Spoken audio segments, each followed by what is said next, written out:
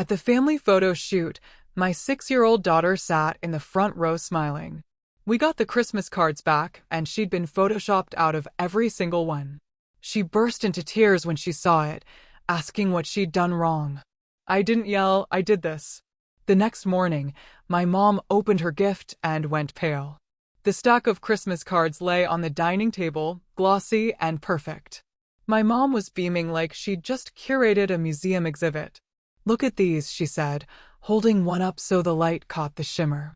My 6-year-old daughter, Julia, darted forward. She loved photos, loved anything that made her feel part of the family. Her little fingers grabbed a card before I could stop her. Her smile didn't last.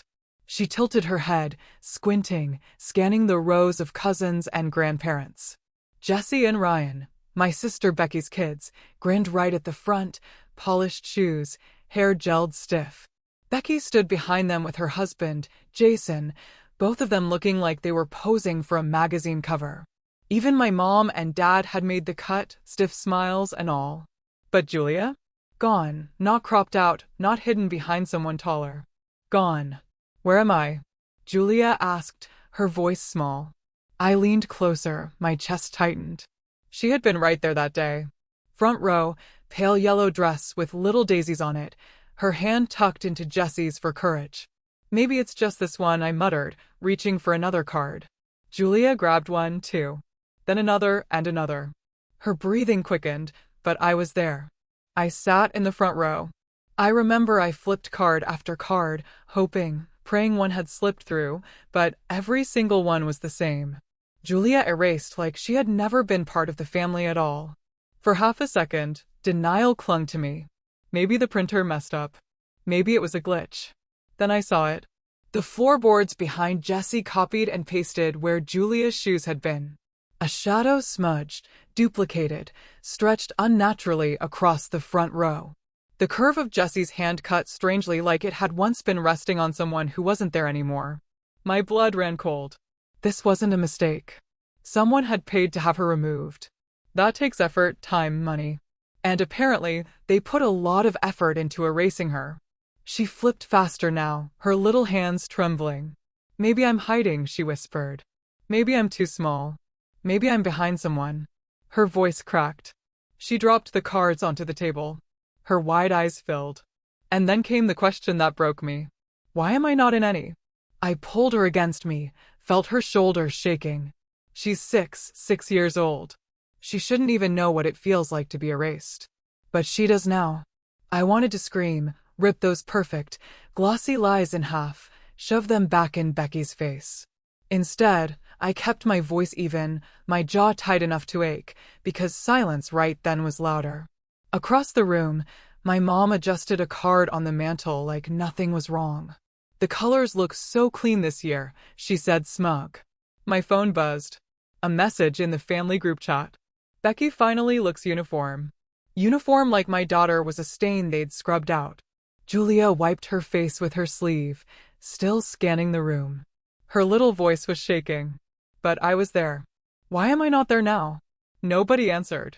My dad cleared his throat, muttered, we just wanted it tidy. My mom sighed as if she were explaining something obvious. We all talked about it, me, Dad, and Becky. We agreed it was better this way. Her dress didn't fit. She stood out and it ruined the picture. It's not personal. Julia's lips trembled.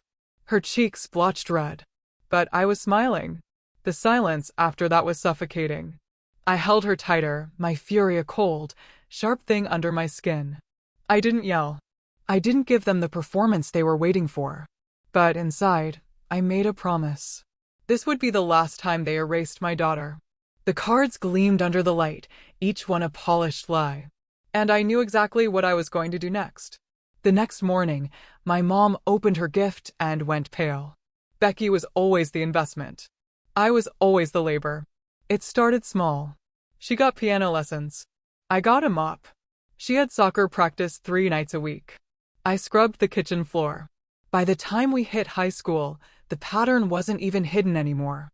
When Grandma's niece started giving her trouble, it was me. They called Megan, help her upstairs. Megan, make sure she eats. Becky's excuse? Her schedule is too full. Of course it was. Becky's schedule was sacred. Mine was just available. I asked once if I could join a drama club at school. My dad didn't even look up from his newspaper. Becky already has 3 activities. Do you want to drain us dry? My mom smirked. You learned plenty of lessons cleaning the house. Yep. Nothing screams well-rounded childhood like perfecting the art of scrubbing mildew. That was childhood. Becky polished me invisible. When Becky married Jason, the investment finally paid dividends. My parents beamed like they'd raised royalty. They gifted Becky and Jason a hefty down payment for their first house. Then they covered new furniture. Then, when Becky wanted new counters, they chipped in for renovations too. I watched it all happen from the sidelines, silent, bitter, a little amused. Honestly, they acted like Becky had won an Olympic medal just for saying I do. So, when I fell in love in my 20s, I thought maybe, just maybe, they'd treat me like more than a housemaid with a pulse. Spoiler, they didn't. His name doesn't matter. Let's just call him the disappearing act. We dated a couple of years. We weren't married, but we were talking about moving in together. I remember sitting at the kitchen table, carefully, cautiously asking my parents for help. Not a deposit. Not a house. Just a little with rent. Becky got a house. I asked for an apartment. You don't need it, my mom said flatly. Stay here. There's space, right? What she meant was, stay here, keep cooking, keep cleaning, keep helping grandma, stay useful. I swallowed the bitterness and smiled. Sure. Then I moved out anyway. It was a shoebox of a flat, barely big enough for the 2 of us.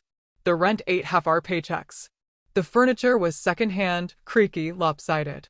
But freedom doesn't need matching curtains. I still came back, of course. Old habits die hard. I helped grandma with meals, kept her company, made sure she was okay. I cared about her in a way my parents didn't. And during that time, I got pregnant. The timing wasn't perfect.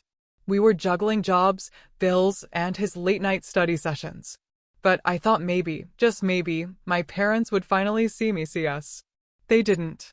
I hinted. I asked softly. I flat out said it one night. Could you help us with rent just for a while? It's hard. My dad shook his head, already annoyed. We don't have money for that. A week later, Becky got new furniture paid for by my parents.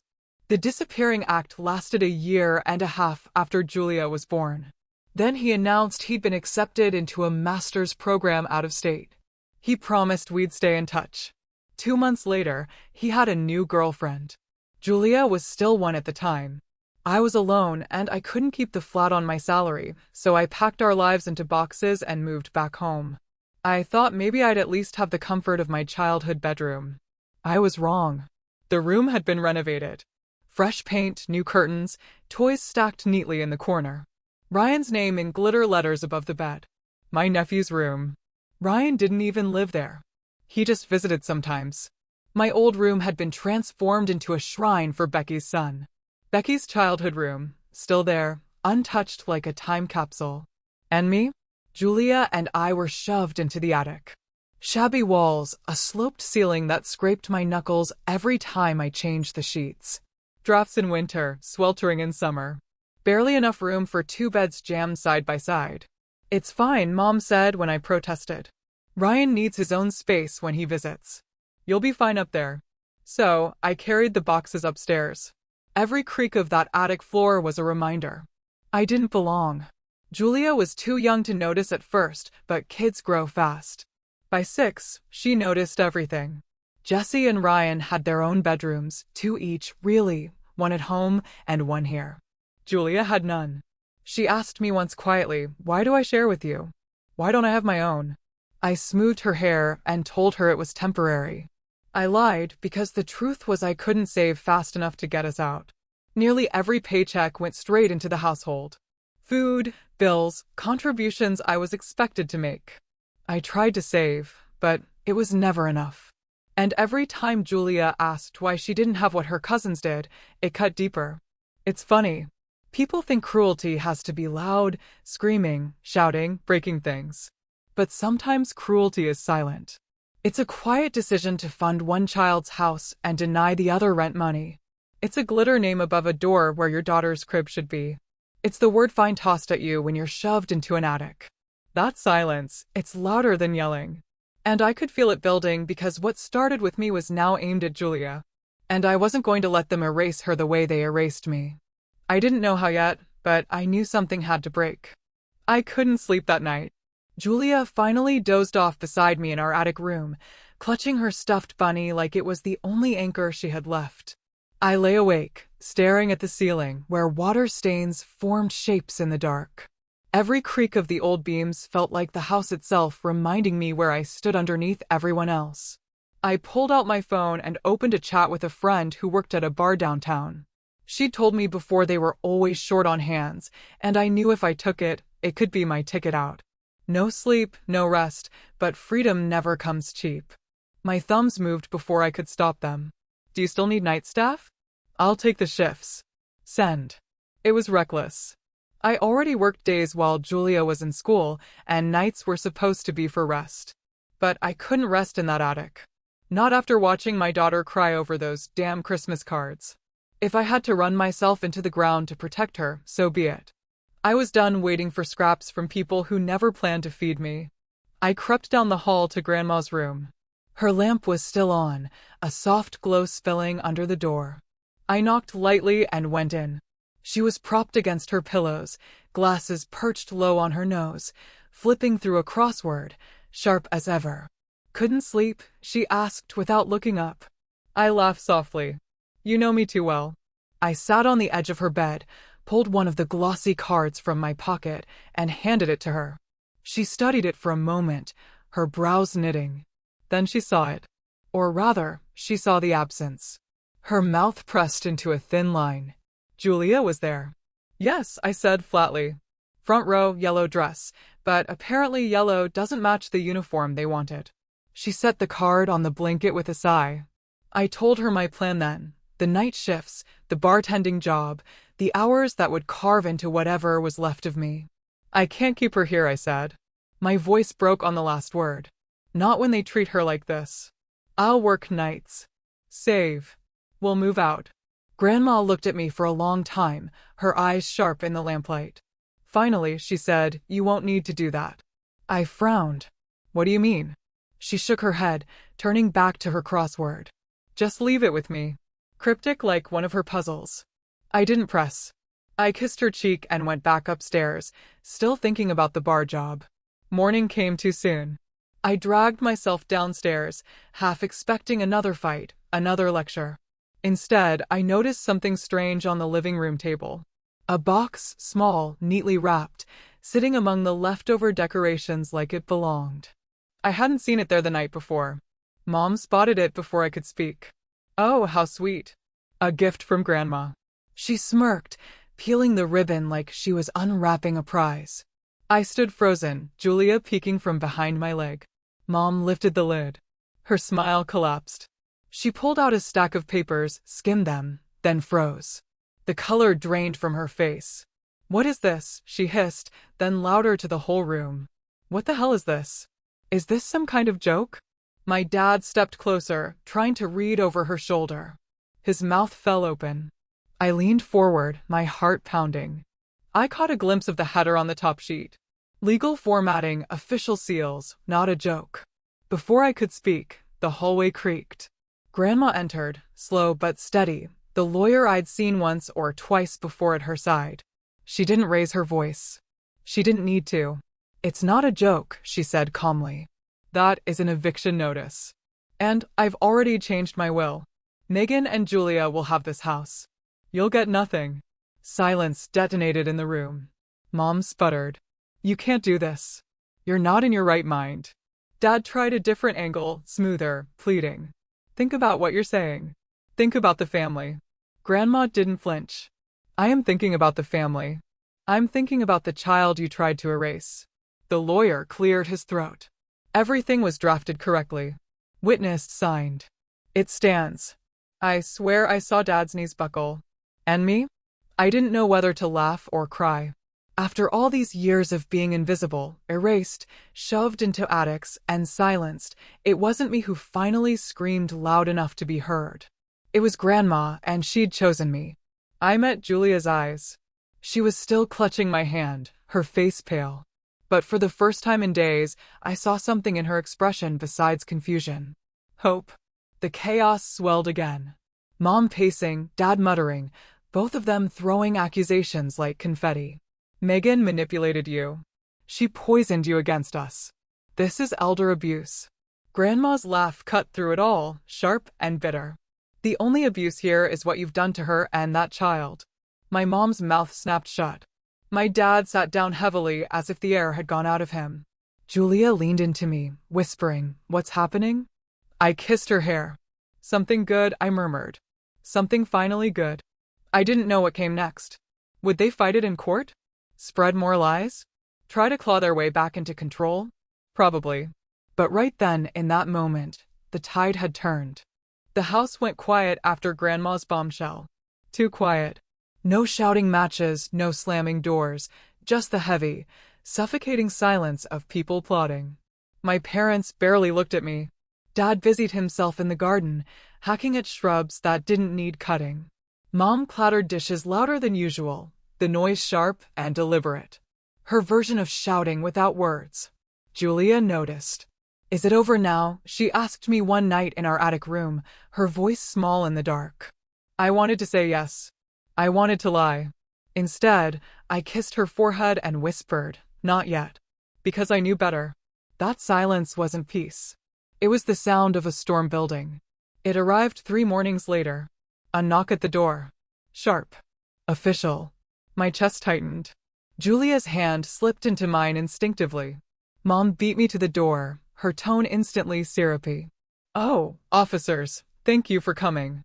And there they were, 2 police officers and a woman with a clipboard. APS, Adult Protective Services. My stomach dropped. The taller officer cleared his throat. "We've had a report of possible elder abuse in this household. We'll need to speak to everyone separately." Elder abuse. Of course, I didn't need a crystal ball to know who made that call. They separated us. Grandma to her room. Julia led gently to the kitchen, though she looked back at me wide-eyed and scared. I sat stiff on the couch while Mom hovered in the hallway, whispering words like confused and safety and we're worried. My blood ran cold. They weren't just trying to smear me. They were trying to put me in handcuffs. If they arrest me, I thought, what happens to Julia? Who takes her? Not them. Please, not them. I swallowed hard and tried to keep my voice even as the questions began. "Do you prepare meals for your grandmother?" "Yes," I said carefully. "I always have." "Were you alone with her before she signed those documents?" "Yes, but not during." "Who was the man in her room that morning?" "Her lawyer. The one she called." The questions weren't unfair. But the way the officers' pens scratched across their notepads, the way they traded looks, it felt like guilt was already written on my forehead. From down the hall, I caught fragments of Grandma's voice through her door, clear, steady. By the time the officers came back out, their expressions had shifted, suspicion gone, replaced by something harder. They weren't looking at me anymore. They were looking at my parents. And then Grandma insisted on coming out herself. She leaned on her cane, but her voice was iron. "No one forced me. I asked my lawyer here myself. I knew exactly what I was doing, and I changed my will because it's my right to do so." Silence. Then she turned her gaze on my parents. "The only abuse in this house is the way you treat Megan and that child." If words could slap, that one landed hard. The APS worker closed her folder with a snap. "I don't see any concerns here. Everything appears in order." The officers nodded, polite but firm. "Thank you for your time. We're satisfied there's nothing further for us to pursue." Relief hit me so hard I nearly collapsed. I pulled Julia into my arms the second she was back by my side. She buried her face in my shoulder, trembling. But the relief didn't last long. Because Grandma wasn't finished. She turned on my parents, her voice sharper than I'd ever heard it. "To call the police on your own daughter. To lie about me. To put my great-grandchild through this." She shook her head, fury radiating off her. "You don't belong under my roof." Mom gasped, clutching the back of a chair like she might faint. Dad opened his mouth, but no words came out. "You'll move out," Grandma said flatly. "I don't care how, but you will." It wasn't a suggestion. I'd never seen my parents speechless before. Later, when the officers left and the front door clicked shut, the silence returned. But it wasn't the same silence as before. This one was jagged, dangerous. My parents sat rigid at the table, their faces pale, their eyes darting between me and Grandma like they couldn't decide who to hate more. Julia pressed closer to me. "Are we okay now?" she whispered. I kissed her hair. "Yes," I said. My voice was steady. For the first time, I believed it.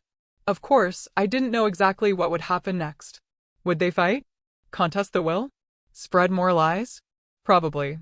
But the tide had turned. Their attempt to erase me had failed. Their attempt to erase Julia had backfired. And now they were the ones being erased. A week later, the silence broke. Not with yelling, not with slammed doors, but with threats. My parents circled me in the kitchen like vultures, hissing promises. "You'll regret this. We'll make sure they take Julia away from you. You think you're safe? You're not." I didn't flinch. But Julia heard. She sat on the stairs, clutching her stuffed bunny, her eyes wide. That was the last straw. Grandma called her lawyer the next morning. By noon, 2 officers were standing in the doorway while my parents stuffed clothes into suitcases. It wasn't dramatic. No screaming, no dragging, just the sound of zippers and the snap of a folder as the officer handed them a no-contact order. "You'll have to find somewhere else," Grandma said coldly. "And you'll leave Megan and Julia alone." They left under police supervision. That night, Julia slept through without waking once. Her first full night's sleep in weeks. Fast forward 6 months. Word travels in families, especially ours. A cousin called me, half whispering like she was passing on state secrets. They asked Becky for help. I nearly dropped the phone. Of course they did. Becky, the golden child, the one they'd poured every penny into. And I asked, and she said, "It's not a good time. Money's tight. Money's tight." After everything they gave her, house deposit, renovations, furniture. Now, when they had nothing, she suddenly couldn't spare a dime. I shouldn't have laughed, but I did. By the end of the month, the whispers grew louder. My parents were seen at a shelter. Later, someone mentioned a dingy rental in the rough part of town. The irony? After losing everything, they didn't fit into Becky's perfect picture either. Meanwhile, Julia and I live downstairs with Grandma.